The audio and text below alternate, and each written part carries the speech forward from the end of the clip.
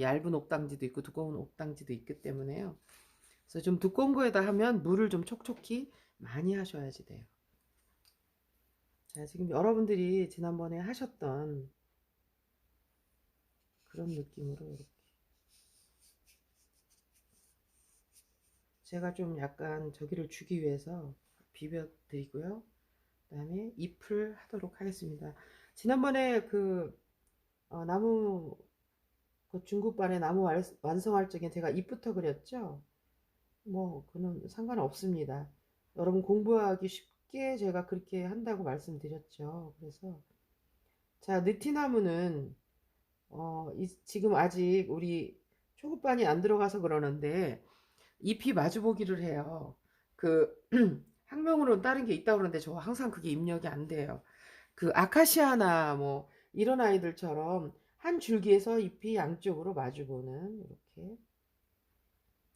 그래서 끝부분을 이렇게 좀 빼주셔야지 됩니다. 여러분 화면에 가려서 잘 안 보이시나요? 이렇게 제가 조금 붓을 이렇게 돌려서 하겠습니다. 그리고 완성된 거를 나중에 또 보시면 되니까요. 이게 저를 따라서 요즘은 그렇게 무빙 카메라가 있다 그러더라고요. 뭐 연예인들이 뭐 들고 다니고 이런 것들. 제 움직임에 따라서 카메라가 따라다니고 이런 거 있으면 너무 좋겠다. 그쵸? 그런 게 없어서. 그리고 이제 누군가가 촬영자가 있으면 이런 부분을 조금 더 섬세히 해줄 텐데 뭐 바랄 수가 없죠. 지금 상황이. 그쵸?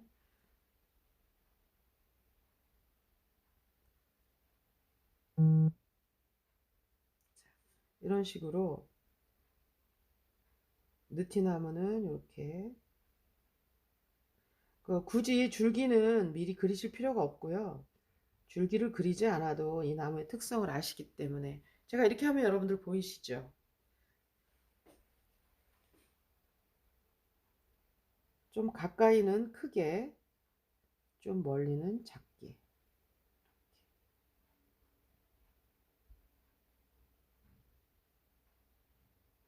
사실 이런 느티나무 종류는 끝부분만 이렇게 느티나무의 그 특성을 살려주면은요, 가운데에 섞여 있으면 잘 몰라요. 특히 가까이 가서 여러분들이 만지고 살피면서 봐야지. 안 그러면 특히 요즘처럼 단풍이 많이 져서 그러면 그 나무마다 컬러가 다른 거 여러분 뭐 너무 잘 아시잖아요. 컬러라던가 가까이 가서 나뭇잎이라던가 이런 걸로 구별을 할 수 있는 거지. 우리가 뭐 딱 보고 물론 이제 저도 몇 가지 구분할 수 있는 게 있어요. 근데 그걸 뭐 제가 뭐 처음부터 알았던 건 아니고 그림을 그리면서 관심을 가지면 알고 싶지 않아도 알게 되거든요. 자, 이런 식으로 자, 나뭇잎을 쳐주고요. 그 다음에 뭐 이런 거친 부분들 중에 여러분이 뭐 원하는 게 있으면 이렇게 라인을 떠주시면 돼요. 제가 옥당지는 물을 좀 많이 써야 된다고 했죠. 두껍기 때문에 서서히 스미는 장점이 있는 반면에 물을 조금 하면 자꾸만 갈필이 생겨요. 그래서 여러분들이 감안을 종이의 특성을 알면서 그래서 제가 여러분들 재료에 대해서 굉장히 신경을 쓰면서 알려드리는데 이게 라이브인데다가 수업 시간은 짧고 보여드릴 수 있는 게 정말 한계가 있는 것 같아요. 그런데 여러분 제가 올려드린 파워포인트 보시면은 그래도 웬만한 건 좀 나와 있기는 해요. 뭐 제가 뭐 설명 해드리면 더욱더 좋겠지만 혹시라도 그런 시간들을 제가 낼 수 없으면 여러분들이 좀 관심을 갖고 좀 찾아보시면 좋겠습니다.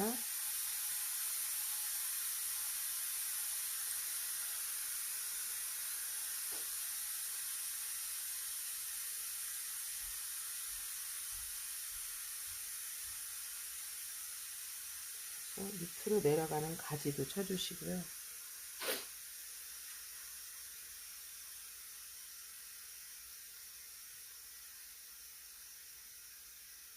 지금은 제가 여러분들이 지금 공부하시는 단계이기 때문에 거의 이제 뭐 원본을 기조로 해서 크게 변형을 안 시키지만은요. 이제 여러분들이 조금 익숙해지시면 이 나무를 나는 도발적으로 가운데 넣고 싶어 하면 가운데 넣으셔도 돼요. 그게 뭐라 그랬죠, 여러분들? 그게 우리 지난주 화육법에서 배운 경영 위치잖아요. 그쵸? 그래서 여러분들이 그런 거는 원하시는 대로 조절을 이제 하셔야 되고 하게 돼요. 왜냐하면 똑같은 풍경을 똑같이 그리는 거는 원하지 않잖아요. 나만의 그림을 그리고 싶어질 때가 오거든요. 그때는 여러분들이 더 강조할 거는 강조하고, 나 이거는 정말 마음에 안 들어 그러면 빼시면 돼요. 그래서 제가 그런 말 하면 아니 그림이 돼야지 자유로워지죠. 물론 그렇지만요. 그나마 우리가 이렇게 힘든 세상에서 내 맘대로 할 수 있는 건 그림밖에 아닌가. 그래서 그림이 한 번도 뒤처짐 없이 반짝이는 인기 없이 계속 사랑을 받는 게 아닌가 하는 생각을 제가 해요. 어떤 그림이 되었든 간에 모두가 시간의 여유를 갖고 있으면 하고 싶은 거 항상 인류가 요즘은 음악이고 노래인 것 같긴 하지만요. 그림이 아닌가 해요. 자, 이런 식으로 제가 좀 색을 넣을 거라서요. 조금 백묘잎은 많이 안 넣겠습니다. 기본이 되는 거 정도만 넣고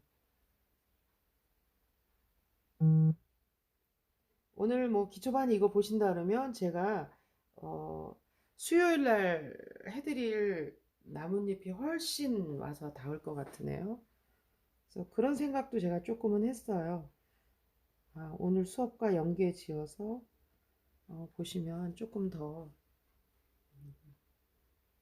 여러분들이 저기가 되지 않을까, 도움이 되지 않을까 하고요.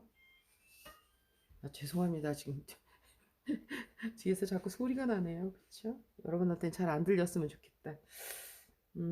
자, 그 다음에 이제 제가 이쪽에도 조금만 더 집어넣고 여기는 다른 데서 온 나무인데요. 그 단풍을 넣어볼까요? 단풍 이렇게 가을이니까 가을에 또 단풍을 안 그리고 지나가면 섭하죠, 그렇죠? 이것도 이제 제가 여러분한테 여름 나뭇잎을 그려드릴 때 들어갈 사항이에요.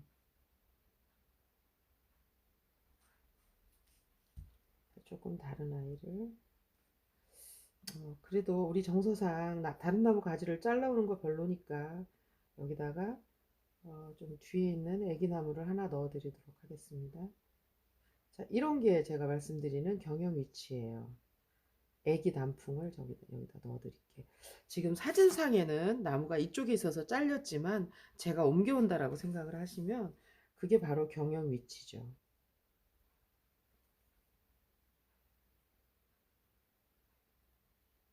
그래서 내 마음대로 자리를 옮기고 그건 그림에서만 제가 가능하다고 말씀드렸죠.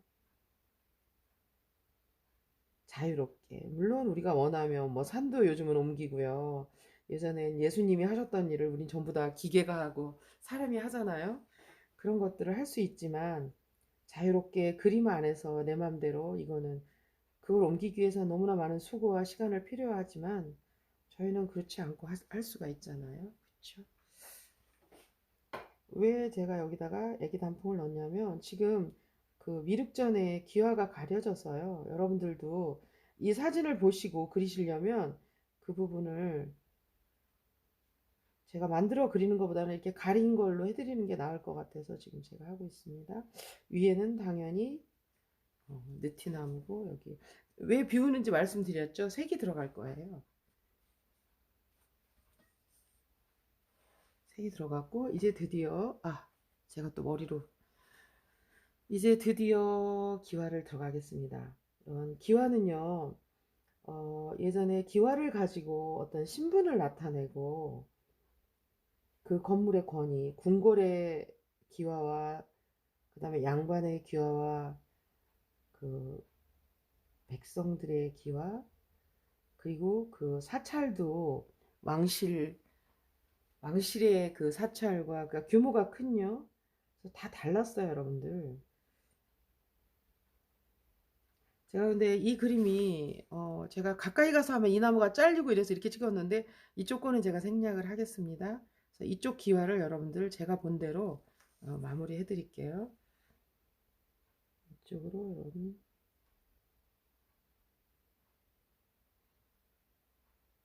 기와의 그 용마루라고 하는, 그다음에 이 위에도 전부 다 원통으로 된 기와가 올라가는 거예요.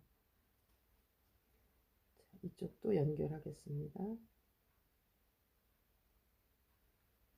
자, 그 원통으로 된 기와 밑으로는 그 약간 벽돌 같은 아이로 받쳐줘야만 해요. 얘를 받치는.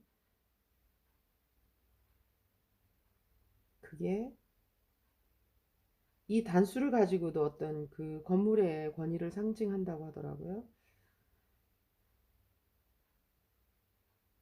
그리고 내소사는 옛날 유홍준 박사께서, 지금도 그분이 문화재청장이신가? 뭐 아무튼 그분이 쓴 뭐 문화유산 답사기 이런 데서도 많이 나왔었죠.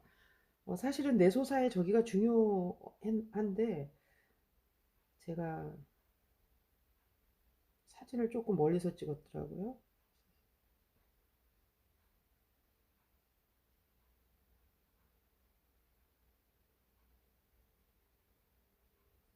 혹시 기회가 되면 한번들 다녀오세요.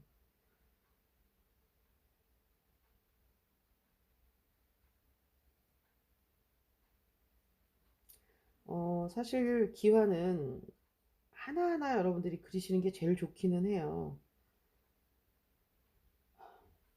조금 잘못 그렸네. 그렇지만 이게 이제 핸드메이드 사람의 손으로 그린 거니까 조금의 뭐 실수가 있다고 여러분 당황하지 마시고 그 옆에부터 똑바로 하시면 돼요.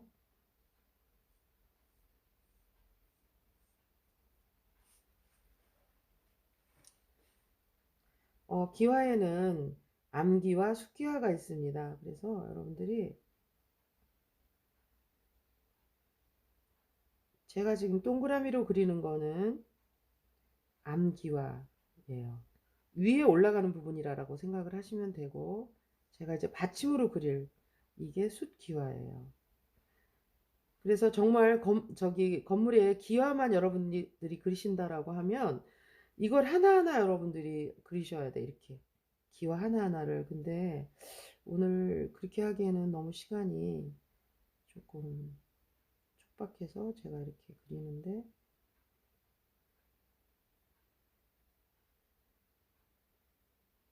여기가 잘못돼서 제가 줌을 하겠습니다.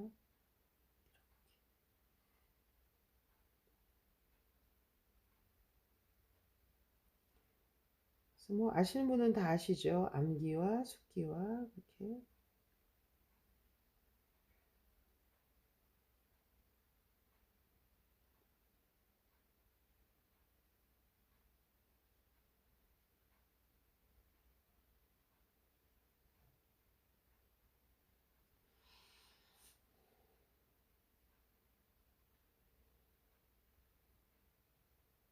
그런데 가운데가 아니면 사실은 그 아래 들어간 기와는 잘 안 보이게 돼요. 정면이 아니면요. 그래서 이제 거기서 이 옆으로 가면은 어, 위로 올라온 숫기와 부분만, 양각이라고 해야 되죠. 위로 올라온 볼록이요, 볼록. 여기만 이렇게 갈수록 그려주셔도 돼요. 옆으로 가면 갈수록 이 가운데, 제가 아침에 모기장에서 여러분 약간 목신 소리가 나면서 잘 안 들리시죠? 이렇게 하셔도 돼요. 기와는 저랑 여러분들 대면 수업이 이제 내년에 가능해지겠죠? 그러면 그때 기와만 따로 빼서 여러분들한테 해드리도록 할게요. 자, 그 다음에 여기 이 밑으로 들어가는 그 기둥들하고 받침이라고 해야 되죠? 그런 게 쭉 들어가고요. 여기 미륵전이라고 하는 현판이 들어갑니다. 현판이 제가 멀리 있어서 잘 안 보였어요. 그래서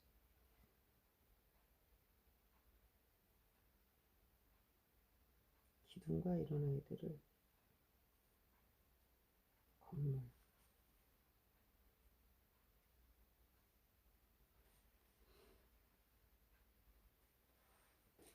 이제 이 아랫부분을 그리기 전에 우리가 해결해야 될 게 있죠. 이 앞에 석등이 있어요. 석등.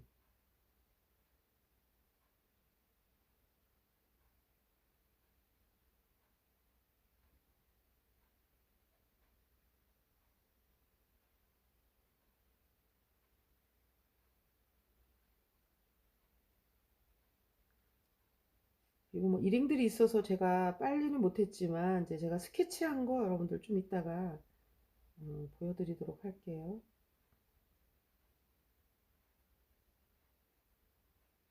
저는 사실 사진을 제가 찍는 거는 여러분들한테 이제 이렇게 수업 자료로 쓰려고 찍지, 저는 기록을 사실은 뭐 지난번에도 말씀드렸지만 화첩에 남기고 있어요. 화첩에.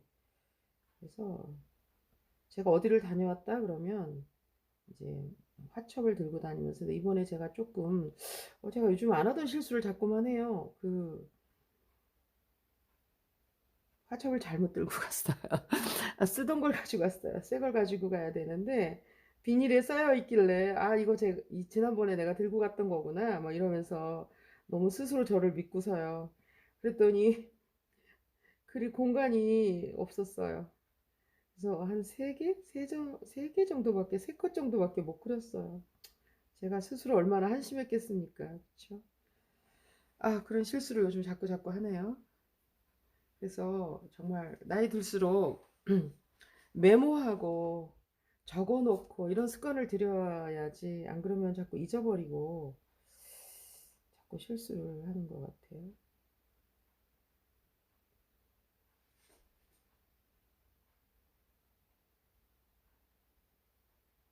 지금 제가 보면 여러분들 왜 자꾸 마디가 있는 선 그리라고 말씀을 드리냐면, 어떤 붓을 전환시킬 때 꼭 마디를 이용을 하면서 자연스럽게 넘어가주면 이 선에 힘도 생기고요.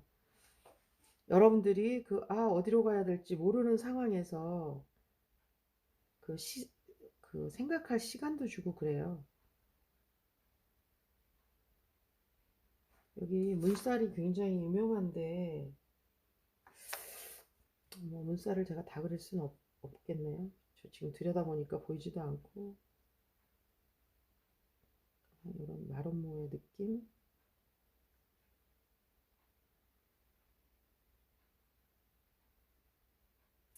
그리고 뭐 무리해서 나 이거를 꼭 그려야 돼, 물론 그러면 그려야 되지만, 그러지 않으면은 그 건물이, 그 나무가 주는 느낌만 여러분이 따오셔도 돼요. 그게 사실은 어떻게 보면 문이나 정신이에요. 내가 표현하고 싶은 거, 내가 할 수 있는 거, 하고 싶은 것만 표현해내는 거예요. 왜냐하면 있는 그대로 똑같이 하면 그건 제가 사진이라고 말씀드렸죠. 그쵸? 우린 그림을 그리기 때문에 똑같이 할 이유가 없어요. 자기만이 보여지는 내가 잡은 포인트들, 이런 것들만 그리면 돼요. 그래서 저는 권하지는 않지만 그걸 적절히 이용하는 거는 되게 똑똑한 일이죠. 그쵸? 물론 공부할 때 저는 그런 식으로 하면 안 된다고 물론 교수님들한테 들었어요. 얕게 그리지 말고 최선을 다해서. 그래서 정말 이 길로 계속 가고 싶어 하는 학생이 있으면 저 그렇게 말을 안 하죠. 끝까지 파. 그래서 끝까지 가서 내 걸 만들어야 돼. 이렇게 하지만 아직까지는 이제 여러분이 막 기초일 때 그렇게 말씀드리면 너무 질리잖아요. 그쵸? 그래서 그럴 때는 제가 할 수 있는 만큼 너무 욕심 부리지 말고, 하지만 제일 중요한 건 최선을 다하는 거는 정말 여러분들 최선을 다하는 건 너무 중요합니다. 최선을 다했는데 뭐 안 되는 건 어쩔 수 없지만, 뭐 여기도 뭔가가 이렇게 있는데 제가 뭐 아시는 분은 아시겠지만 사실 뭐 그렇게 눈이 좋지 않아요. 그림 그리는 사람 치고는. 그래서 또 이렇게.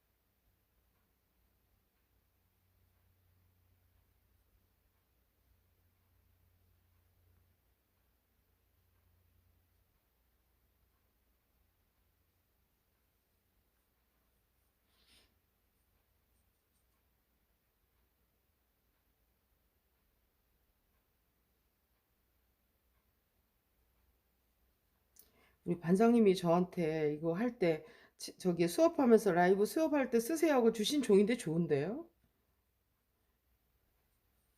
제가 진짜 처음으로 종이를 다 얻어서 써봤는데 이 종이 좋은데요?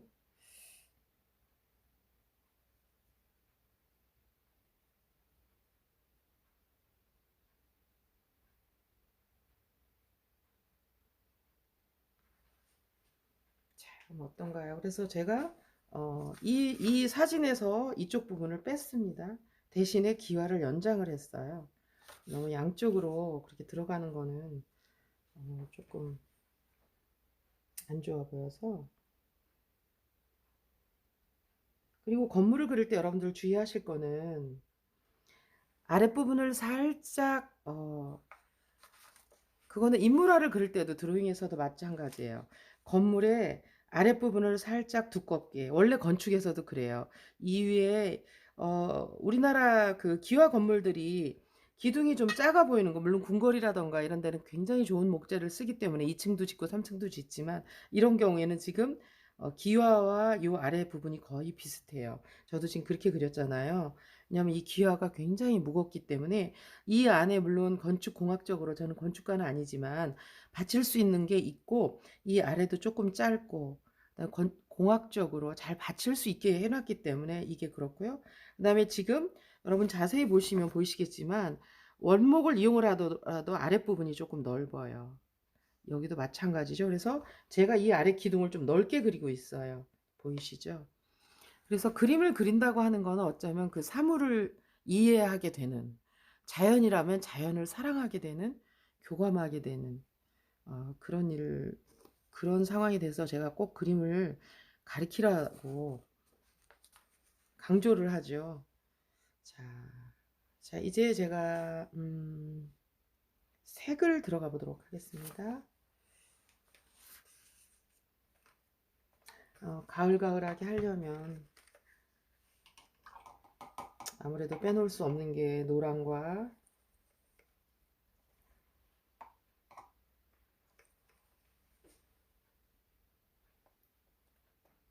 잠깐만요. 오늘 제가 밑그림 그린데도 시간이 이렇게 갔나요? 오늘 조금 더 해도 되겠죠, 여러분들? 그러니까 천천히 하면 여러분들 이렇게 도움이 되는데 또 시간상 이게 조금 저희가 무료로 쓰는 거기 때문에 시간 제약이 좀 있고 잘못하면 방송이 중간에 끊기도 하더라고요. 여러분들 혹시 그런 일이 있으면 말씀해 주십시오. 제가 조금 빨리 진행을 하도록 하겠습니다. 뭐 줌 같은 경우에는 뭐 40분까지만 무료고 그 이상엔 뭐 돈을 내야 된다던가 그래서 아직은 우리가 그런 어떤 기반 시설이 구축이 안 되어 있기 때문에 약간의 그 그림도 들어가 있어요. 아직은 조금 덜 그래서 약간 그림도 좀 넣어 주시고요. 연두색이요. 옐로우 그린을 좀 넣어 주시고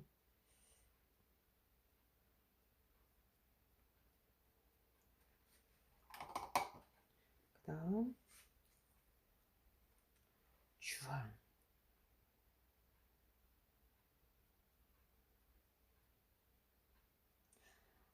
원래는요, 이렇게 백묘로해서 나뭇잎을 하면 그 안을 채우는 게 맞는데요. 저는 요즘 어떻게 하냐면 그 안을 채우면 굉장히 답답해져요. 그리고 저희가 그 어릴 때부터 너무 서양식 그림을 배워가지고 막 꽉꽉 채워서 답답하게 그려서 나는 이유를 모르겠는데 동양화가 좋아요 하는 분들은 그 여백 때문이래요. 저도 그랬고요. 그래서 이 부분을 그냥 하이라이트, 빛이 닿는 부분으로 놔두면 훨씬 그림이 답답함이 없어지더라고요. 그래서 여러분들 그냥 백면은 형태를 갖추고 있기 때문에 걔는 그대로 이용을 하시고, 물론 그래도 이렇게 채웠다고 안 되는 건 아니에요, 여러분들. 다 채우지 마시라는 것 뿐이거든요. 그러니까 여러분들 이렇게 다 채우지 마시고 조금씩 비워두고, 그래도 뭐 나는 포인트로 이거 하나 정도는 이 색을 주고 싶어 그럼 이렇게 주시면 돼요. 안 되는 건 아닌데 바깥을 채워서 어떤 그 음영을 주는 것도 나쁘지 않은 것 같아요.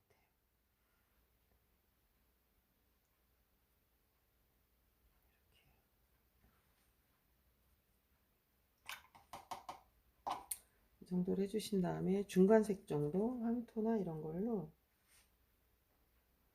제가 뒷색을 넣어주도록 하겠습니다. 물을 넣어서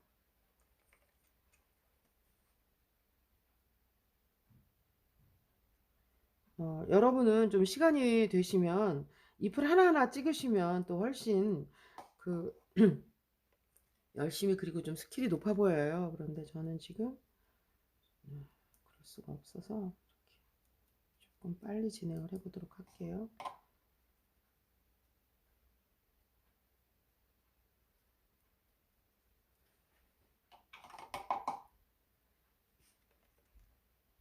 자, 그 다음에 아까 단풍들.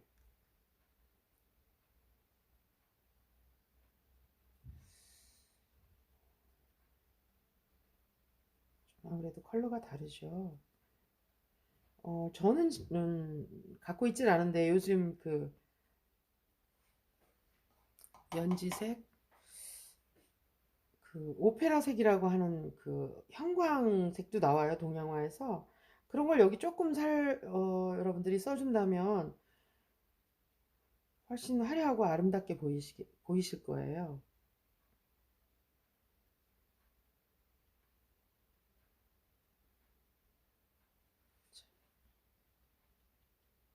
이쪽으로도 뭐 조금 넣어주셔도 돼요. 기와 쪽으로도요. 그래서 위에 나무의 구분을 컬러로 좀 해주세요.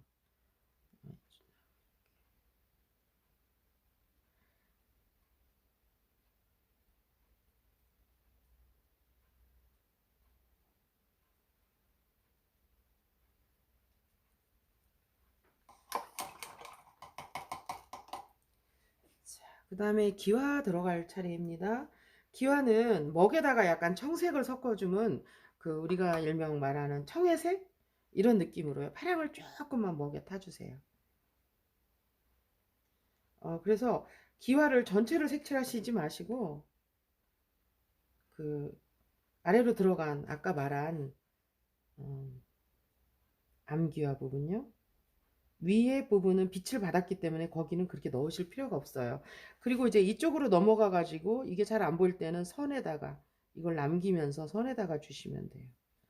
이 아랫부분 이렇게 주시고 먹을 조금 타셔야 돼요. 아니면 그 본남이라고 하는 서양화식 표현을 프러시안 블루를 넣어주시면 돼. 군청색이라고 해야 되나요? 그거를 이제 저희 동양화 물감으로는 이제 본남이라고 이야기를 해요. 남색. 자, 됐죠? 그 다음에 이 아랫부분은 뭐 청해색을 놓으면 조금 더 낫겠죠. 붉은 기운도 물론 있지만 단청 부분인데 그냥 조금 어둡게 이렇게 제가 넣어주겠습니다. 어두운 색이 들어가줘야 되기 때문에. 그리고 먹으로 이 그늘진 건물 아래를 이렇게 그늘지게 안 하면 어떤 무게감이 없어져요. 그래서 이 아래를 해주시고 그 다음에 이제 단청이 살짝 들어간 부분 약간 먹을 타서 제가 여기 뭔가를 좀 빠뜨렸는데 그냥 하도록 하겠습니다.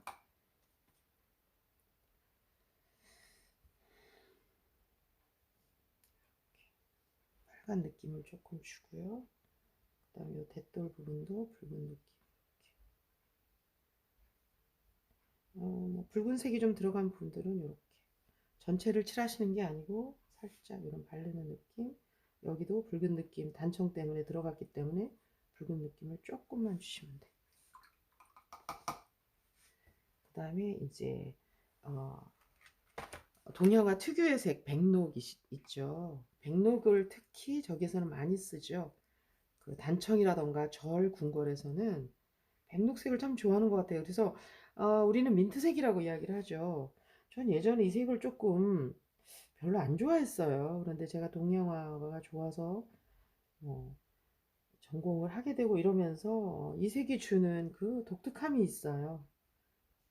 민트색이 주는 독특함. 그래서 그걸 여러분들이 여기다가 이렇게 제가 내소사에서 참 고마웠던 건 뭐냐면 이용준 박사 때문에 그 이런 문살이라던가 이런 게 굉장히 유명해지고 그랬는데도 막 억지로 복원하지 않고 그 원목 그대로 오래된 사찰의 느낌을 그대로 간직하고 있어서 정말 감사했어요. 저 요즘 제일 안타깝고 속이 상한 게 뭐냐면 차라리 하질 말지 어설프게 복원해가지고 이상하게 만들어 놓는 거 여러분 아시죠? 막 그냥 그 싸구려 물강아지다 덕지덕지 발라서 그런 걸 제가 약간 참지를 못하는데 그러지 않아서 정말 감사했어요. 뭐 제가 감사할 일인지 아닌지는 정말 모르겠는데 감사했어요. 정말로. 자, 여기 노란 국화가 이렇게 헌화가 되어 있더라고요. 그거 제가 여기다 넣겠습니다. 가을의 느낌을 더 살리게. 자, 사실 이 뒤로 뭐 산도 있고 한데 제가 뭐 너무 욕심을 내면 안 될 것 같아서 이제 여기까지만 할 거고요. 이 밑에 조금 더 넣어야 되겠네. 그쵸? 이 밑에 그래도 떨어진 낙엽도 낙엽이잖아요. 그 아이들 조금만 제가 표현을 해주겠습니다. 이렇게 너무 땅이 그리고 제가 이 나무를 그대로 백묘로 놔둘 거기 때문에 떨어져서 누워있는 애들이니까 점을 세워서 제가 안 찍어요. 여러분들 그런 것도 조금씩 생각을 하시면서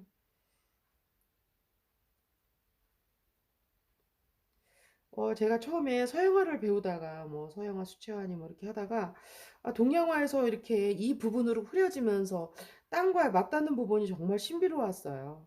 그러니까 어떻게 보면 이제 한 몸으로 만드는 거죠. 그쵸?